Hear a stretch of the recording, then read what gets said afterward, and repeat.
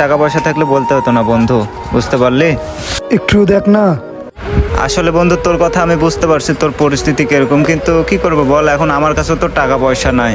এখন একটু দেখ কারো কাছে ব্যবস্থা করতে পারিস কিনা, আমার কাছে থাকলে বলা লাগতো না। বন্ধু তুই একটু দেখ না।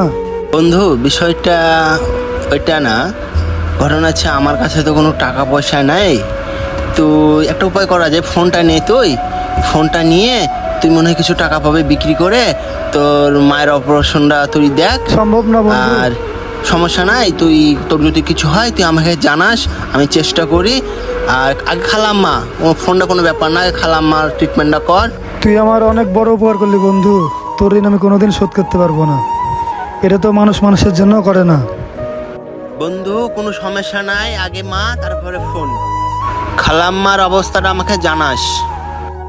আর এরকম হাজারো ছেলের স্বপ্ন এভাবে নষ্ট হয়ে যায়।